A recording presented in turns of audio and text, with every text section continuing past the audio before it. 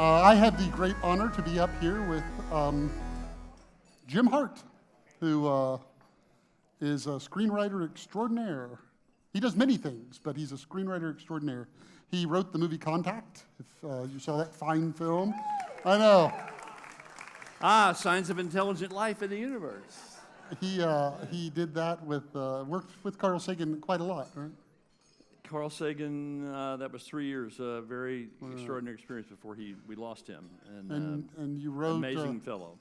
You wrote Hook, best Peter Pan movie. You wrote Bram Stoker's Dracula by Francis Ford Coppola with, fantastic movie. We were talking on the phone and I was like, Monica Bellucci's first film. There's no cream in it, is there? Yeah. Sorry. And you wrote a Muppet movie or two, right? Like, my favorite. I know. So I really want to just throw him a couple of questions and then bask in all of that. And my first one is just and let's talk about the future, because the topic we want to go over is how do films affect our view of the future? Something I touched on a little earlier, but obviously we have somebody who can speak authoritatively to that. But I just have to ask one personal question, which is how do you get like a Muppet movie and Dracula? Like how does that kind of... Well, Miss Piggy's pretty kinky if you spend time with her. So she does have fangs. Is that typical for a screenwriter? It's weird. To jump genres? Yeah, it's a very strange. I mean, people couldn't figure out how I did Dracula and how I did Miss Piggy. And Dracula is a dark side of desire, and the Muppets are the bright side of desire. So I think we both have dark and light sides to us. I particularly enjoyed being dark in Dracula. But Miss Piggy was working with Frank Oz and Miss Piggy, and was just like working with Francis Coppola. Exactly. Miss Piggy tells you what to do. She tells you when you're screwing up. She tells you when you're wrong. She changes your lines, and then you get all the credit. So. And you were actually on set with a bunch of these movies, right? Like you were there hanging out. Dracula in particular. It's not always the case where a screenwriter is on the set. Francis was incredibly gracious. He involved me in every aspect of the script, editing room, shooting. It was phenomenal, and I have not had that experience since then. I'm not sure I ever will. Did you want to go through your slides, or are they there for... Oh, I'm sorry, Dave. I can't do that. Who knows what movie that's from? What Byron and I talked about was the responsibility of I wore black tonight, so you know I was from Hollywood. This is the people in black uniform.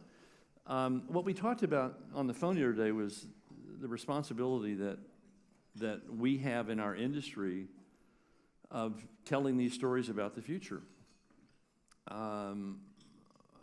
Fortunately, Contact was a very positive experience in terms of storytelling. I put some of our other favorite slides up here to talk about because of we are either reporting the future, we're either predicting the future, we are damning the future, or we are shaping the future with our stories. All of my favorite H.G. Wells, Jules Verne, Asimov, Arthur Clarke, Robert Heinlein. These are all things I grew up with as a kid, and they had a very positive effect, Jules Verne. They had a very positive effect on me. I had a hard time thinking about bad aliens and evil aliens coming to destroy us, which is a lot of fear. You see a lot of things that are fearful that come out of our business, that talk about a dystopian future, that talk about a dark future, that talk about a future where we have no hope. And I know you're hopeful. You have a hopeful view of the future. I'm still mixed. Because I have to go to all of these movies because everybody's like, oh, did you see Elysium? And I'm like, so I'm kind of obligated, and I just cringe my way through them. And I just think, why do they have to make movies? And then you think, well, I guess the movie, hey, everything's great in the future, doesn't nobody shells their $9 out for that, right? And $9? What? You just dated yourself, dude. And try 15, 16. And And the wine is $20. Do you think the only reason there's so many dystopian movies about the future is just because you just need that for drama? Or Sells tickets. you think, so you think those kind of dark movies do? Well, it started back in the 50s and the 40s. If you look at some of the slides, we talked about this the other day. How many of you have seen the original The Day the Earth Stood Still? Not much gray hair. I'm impressed. If you know that film, I saw that. I'm old enough to have seen that film in the theater. I mean, I went, to see it in the movies. And up until that point, we'd been given a very dark vision of invasion of saucer people, the thing. I mean, all these things that were dark about the future. And here was this incredible film. Well, Michael Rennie shows up on the White House lawn to say, there is other intelligence in the universe, and we want to help you. You're worth saving. You're valued in the universe. This is what Carl's message was. You are a life form that needs to change its ways before you make yourself extinct. Look at the poster, and it will come up. Look at the poster for the movie, and all of you remember Gort Brodenick, what he reports to the big giant robot that comes to protect him. Our first instinct is to call the military out and shoot them. That's our first instinct. So right away, we pissed off the first alien contact that wanted to help us.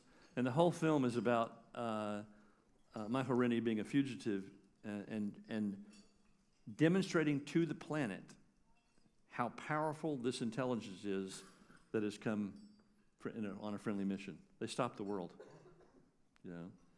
And that always got me. It had a profound effect on me. There it is, right there. The Day the Earth Stood Still. Look at the poster. Chick with big tits, got her white diaphanous gown on. The leering robot looking down at her like, what am I gonna, oh, this is fun. And it's a film about wake up, Earthlings. You're not alone, and you're not as cool as you think you are, and you're not as powerful as you think you are.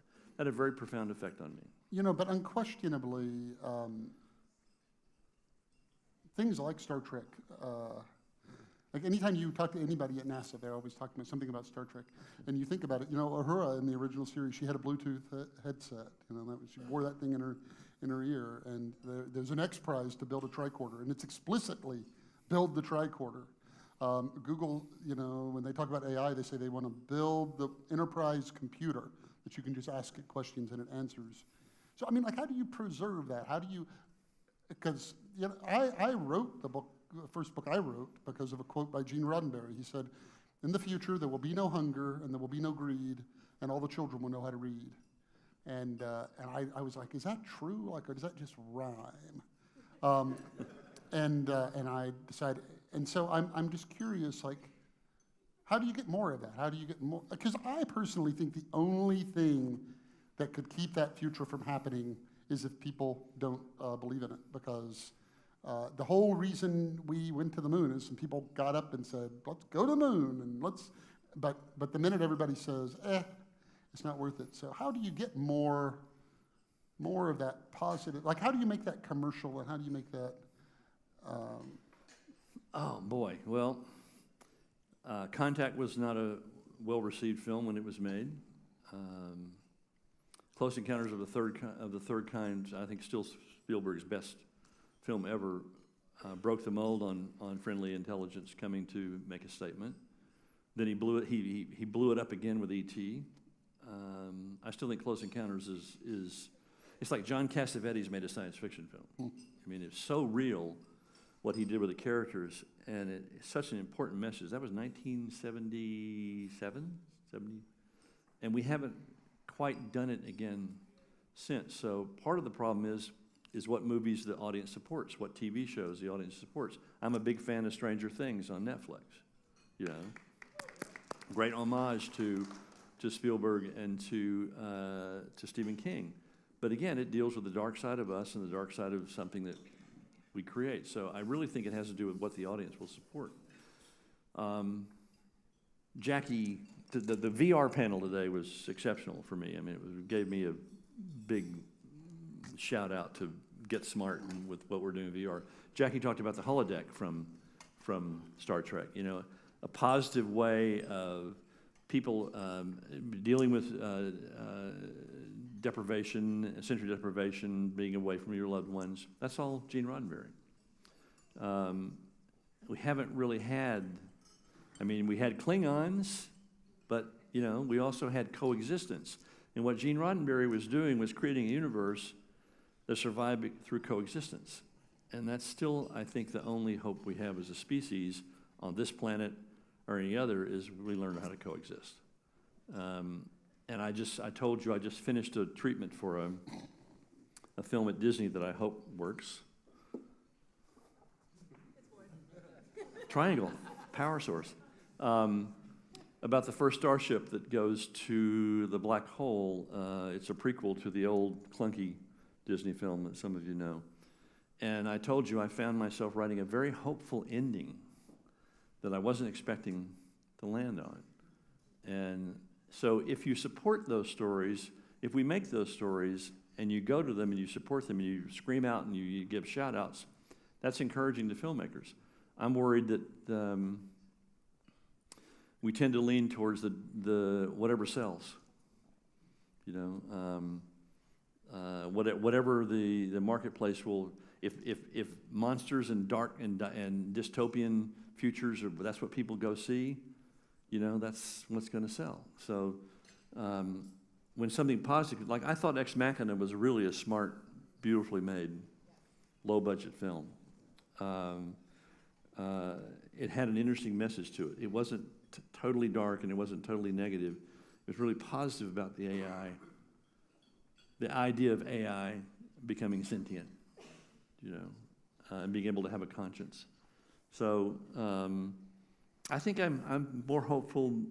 Part of me is more hopeful than I thought. So what is your kind of dream? Because I'm seeing a lot of books flash up through on your deck. What's your dream book to turn into a script? Well, I'm doing two of them. Sirens of Titan, Kurt Vonnegut, and Player Piano, Kurt Vonnegut. Strange Land, I would love to do. Robert Heinlein's Have Spacesuit Will Travel, I'd love to do. But the Vonnegut projects we're doing now, I'm doing with my son, Vonnegut wrote Player Piano in 1953, which was the first incarnation of AI I've been able to find.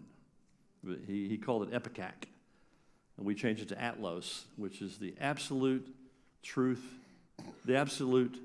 and loving operating system. How could you not trust an AI system that had that name? Our producers want us to turn the AI into a dark, you know, George Orwell, you know, thing that manipulates everybody and makes them bad, you know. And we're fighting for what Kurt's vision was, which was what Atlas does is give you choices. So the humans are still making choices. They're not being told you must do this, you must do that. But what Atlas is also doing is retiring jobs, which you spoke about today. What happened to the messenger boys who got replaced? What happened to the livery drivers that got replaced? So Vonnegut saw a future. This is 1953. He saw a future where jobs were being liberated and retired, and people suddenly had all this free time, and he gave them a golden parachute package where you didn't have to ever work again a day in your life. And how is that bad? How is that negative? And it actually turns out that what Kurt really felt humans wanted to do was not retire and not stop working and not stop fixing things and not stop finding things to do. So our big struggle right now with our producers is no, it's not an absolute bad. There are shades of gray in the AI. And that's what I enjoyed about the discussion today. There's some, I believe Maestro Metcalf asked the question about what's the killer app, you know, for VR. We all agree it's porn, but that wasn't said. What is the dark side? What is the downside of what's happening with VR? What is the downside of what's happening with AI? What should we be concerned about? So those two books are they're on my life list, and it looks like we're going to get a shot at it. You know, I just saw the Jetsons flash by. The show was made in 1965, and it was set in 2065. And the disturbing thing to think about is we live closer to when it was set than when Jetsons was made. Yeah. So we're over halfway there. So what about the future? What do you think about what is it going to be like in 2065? It's interesting. One of the issues I have with 2001 is the date, and 2010 is the date. You know, they're historical films. You're right. That time is gone. Same thing with The Martian or with Gravity. We don't have a shuttle program. That's a period piece. You know, I cried at the end of Martian which is not in the book, when Matt Damon is there talking to all of the future astronauts about. I lost it. You know, I grew up wanting to go to the moon. I grew up wanting to be an Apollo astronaut. I grew up wanting to walk to that ship and go to Mars, go to the moon. So the nice thing about those films is they remind us that we have an outward urge as a species, whether it's crossing the Atlantic or you know, going to the West Coast and finding California. Not sure how good that is. We'll see. But we have an outward urge as a species, and I think as long as that stays, as long as people are bold enough to go with that outward urge, we'll be okay. Yeah, it's worth noting that nobody born after 1935 has ever been to the moon. No, I haven't been to the moon. That it was something like we did a long time ago, and just a few very old people left that.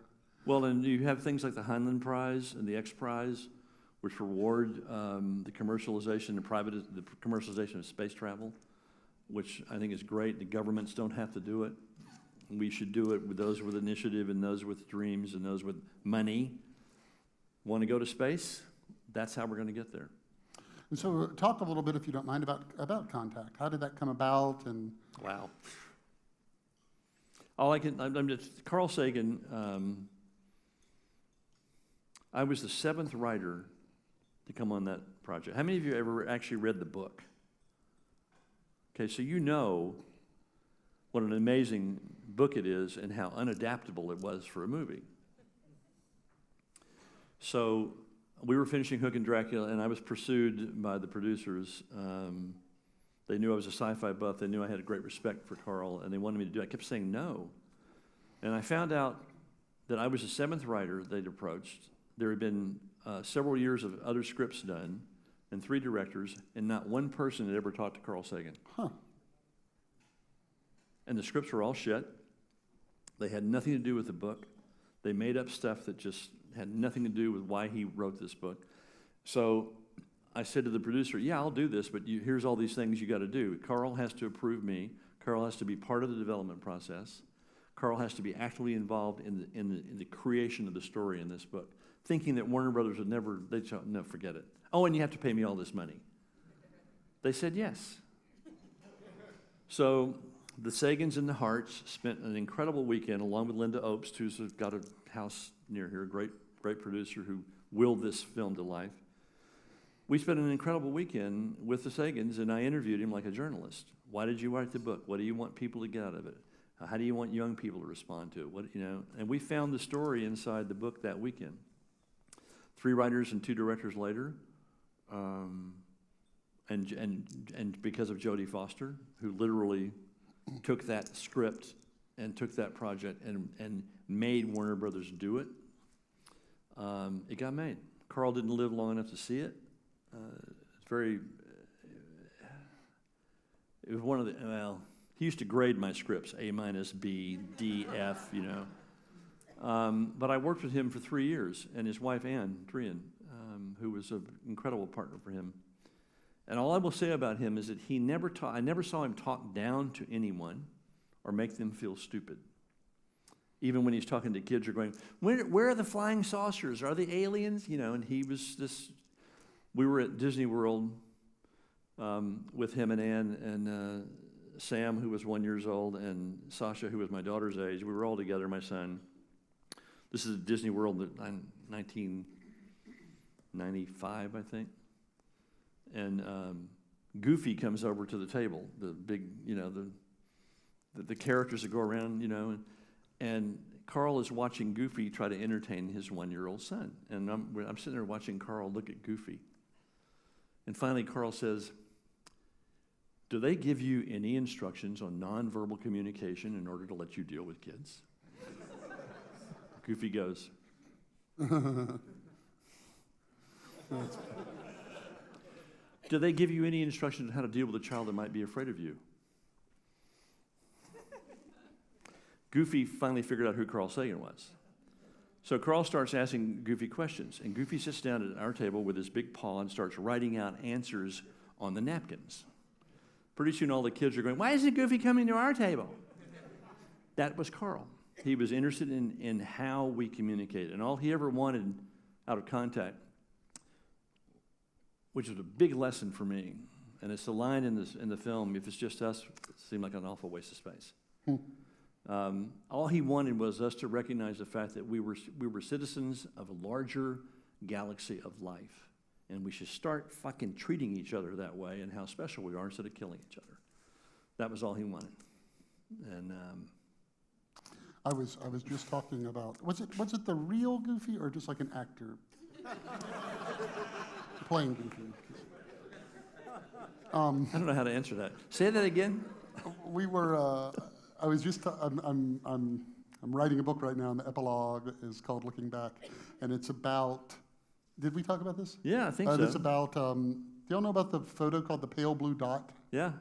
So Voyager, as it's leaving the solar system, Carl Sagan prevailed upon them to get it to turn around and take a photograph of the Earth, which is solid black except 1 pixel of blue. And he writes these beautiful words about how this is it. Think of the rivers of blood that have been shed so somebody can gain mastery over one little part of this one little dot. And he said, as far as we know, nobody's going to come and rescue us. Nobody's going to come and help us. That we're on our own to do it. We are, and he actually, I had a moment with him right after we were still working on the script, and we went to I think I told you, we went to Edwards Air Force Base to turn on SETI, to turn on all the radio telescopes. His dream to start looking for extraterrestrial intelligence. And he was a kid in a candy store. He had his sons with him. All the scientists from around that had worked with him, Kip Thorne and Freeman Dyson, and all these people that showed up to turn on the telescopes. And they couldn't get the phones to work to call Puerto Rico and Russia and what have you. But he was a kid in a candy store, and as we were leaving, he turned SETI on, and we started looking for extraterrestrial intelligence. And as we were leaving, when you leave Edwards Air Force Base, when you exit, there's this kind of natural pile of rocks and stones that has all the insignias and chevrons and lightning bolts coming out of, eagles' eyes and stuff, and riding bombs and things that all of the different flights and squadrons have painted over the years. Sun's going down, dust is kicking up, and Carl says, "Let's stop for a minute.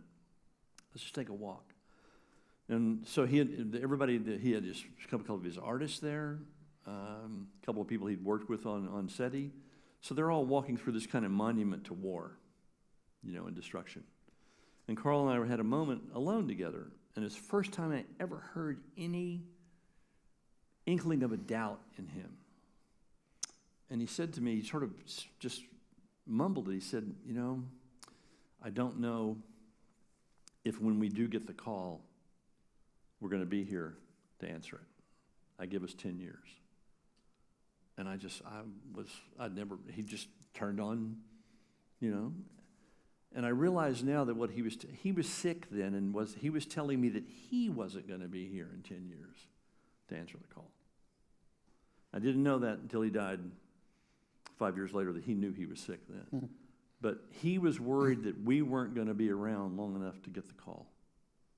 But wasn't that his thing that he said is possible that civilizations, once they reach where we are, then within 100 years, they destroy themselves? And maybe that's why, there's this question about why do we not, why haven't we found You know the math, all right? Like there's an infinitude of stars, and some percentage of those have planets, some percentage of those are in the Goldilocks zone, some percentage of those all the way down. And no matter what numbers you put in there, it's a whole heck of a lot of planets with intelligent life, unless they don't last. They don't last, ecological, they kill each other, something runs But into them. what do you think? What do you think? I think we're sort of the ghetto of the universe. We're sort of the backwater, that they'll get. I think they started paying attention to us when we set off the bomb. Oh, the ants just built a 747. Let's go pay attention now. They've been flying over. So now I think they have to pay attention to what we're doing. And also as a life form, you hear there's 10 billion potential planets of life and everything, but maybe there's not. Maybe there's a handful of us in the universe, and maybe we're more precious alive than we are extinct. So hopefully we'll wake up and not annihilate ourselves. And that's what bothers me about the world right now. Why do you think that's what we're doing? I think we need some help. And it's not, excuse me, I'm going to get political, it's not Donald Trump. In fact, I think, could we do a virtual reality empathy thing with the Donald Trump experience? Can we do that? Where are they? There was a science fiction writer, and somebody in the audience will probably remember who this is, who said, there are two real possibilities. One is that there's a life everywhere out there, all these civilizations and all over the place. And wouldn't that be amazing? And he said, or we're it in this infinite galaxy. We're it. And wouldn't that be amazing? And it's like either way you slice it, it's. Well, I agree with Carl, and I agree with Thomas Huxley. If it's just us, it seems like an awful waste of space. Well, for now, nothing to say we can't go populate 1 billion planets and. No, we should. That's why Martian's incredible. Yeah. The humans on Mars that Jackie's working. I mean, the privatization of space travel to get us out there. The fact that there's a holodeck up in, a dome that people are living in as if they're inhabiting another planet. That's all. I want to do that. So, what do you think? What would be your science fiction predictions that you're going to make? Are we going to be contacted? Are we going to learn to travel fast?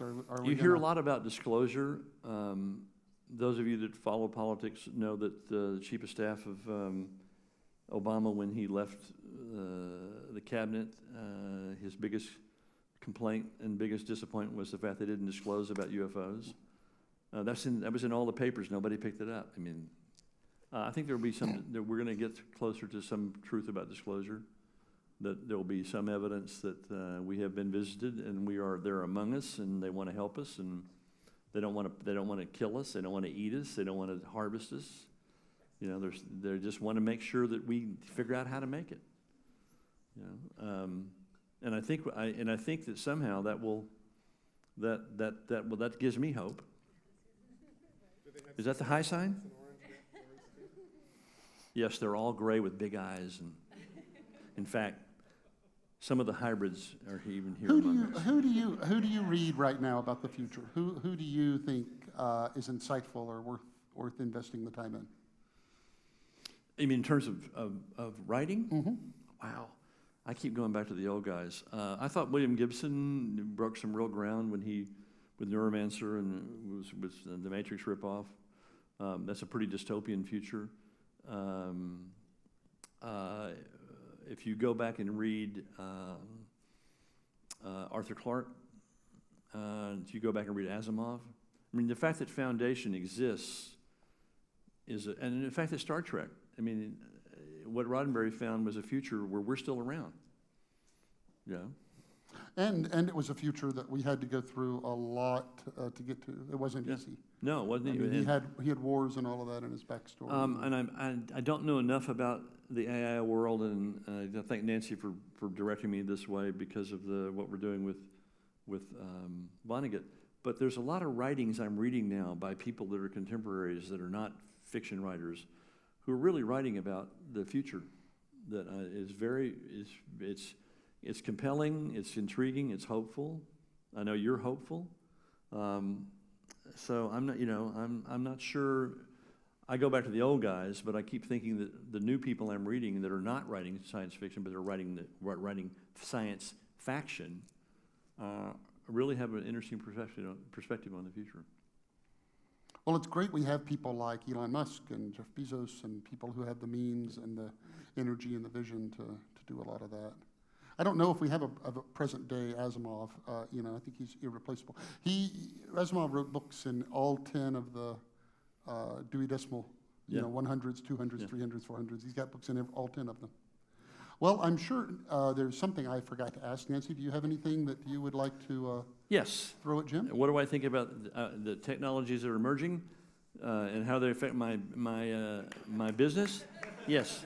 Yes, I I'll give want you to one. own them, and I want all the stock tips that you can give me. This. I was thinking we should do crowdsource top Yeah. stock picks. Let's put top stock picks for the week. Yeah, a lot of the modern billionaires that are funding private space travel seem to be convinced that we need to get off this rock because we've already screwed up this rock. What do you say to them? Well, that's why Columbus and a few other people left the old world looking for the new world. That's why we went to that. I mean, that's that outward urge I'm talking about. There's always a better place. Is that okay? That should we just give up on this rock? Again, if we didn't have some of those guys going out there, we wouldn't have had a place to go. We wouldn't have a place to go. So I admire their courage, and if it takes them believing that we've used this place up to go. Listen, one of my guys, a young man, a young Russian I'm in business with. I mean, I'm in Russians, Chinese, Italians, Germans. One of his companies is getting a mineral rights company to mine asteroids for minerals. They're serious. A friend of mine does Shackleton Energy Corporation. Well, right here in Austin, you have the group that started that bought all the Soyuz space capsules that operate out of Europe. That sent the first guy. I mean, he may even be here tonight.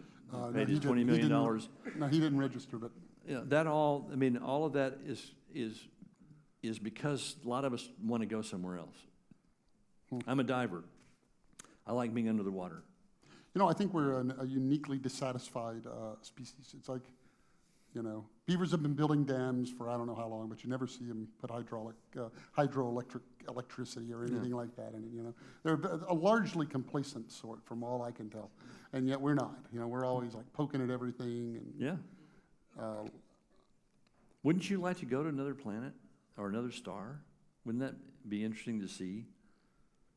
No. when would you? I don't know. I wish I was born 20 years later than I was. It's like things are really starting to get interesting right now, and I feel that. I remember my daughter was 11 years old, and we had this conversation because I said, that if they come and take me and they say, do you want to go? I'm going. And she said, you mean you'd miss my graduation and my wedding and your grandson or your granddaughter? I said, yeah. She burst into tears. I'm still here, but. Or are you? Yeah, I'm the virtual reality of myself. So. All right. Well, thank you so much for. Oh, we have a question. Yes, I was going to say, so Starship Troopers, for example, under Starship Troopers under Paul Verhoeven became a very different film to the book, a very darkly satirical, dystopian sort of indictment of militaristic xenophobia. And then you've got, I don't know if you're familiar with Charlie Brooker's Black Mirror. Yeah. Right. Quite dystopian. Do you think there's a role for sci-fi and spec fiction to deal with dystopian subjects as a cautionary tale? Yeah, I do, and I'm probably the only one in the room that loves Starship Troopers. I loved the book as a kid, and I thought Verhoeven did an amazing job with the film, and it just got trashed. It's much easier to write about a dystopian future because you can take all the news headlines and just put them out there and show results and sell books. It's harder to write about something where there's no conflict. Children of Men is one of my favorite films. It was an interesting book, stunning film. They opened that film on Christmas Day to make sure it died. And it did, but it's still a brilliant film. Yeah, and that's a dystopian future, but it's also hope. You know, the first baby that's, I mean, so that even with all of that brilliant filmmaking and incredible violence and stuff, a baby gets born. That's hope. So if you can find a way to write about dystopia and give it some hope, that's where I'm there. Interstellar? You haven't mentioned Interstellar in all this conversation. Would you like for me to mention it? Yeah, what do you think about it? I saw that by myself in Fort Worth, Texas, at a big theater at midnight. I was taking care of my mom and dad. I was very impressed. I thought it dealt authentically with what's happening to our planet, but it also was very bleak in terms of what leaving to go to another. You know, it's very I'm sorry, there's no place out there where you can go, so you're all going to die. But utterly optimistic in the end as well. Well, this is what I did when I was just talking to Byron about the thing I'm doing for Disney on the black hole.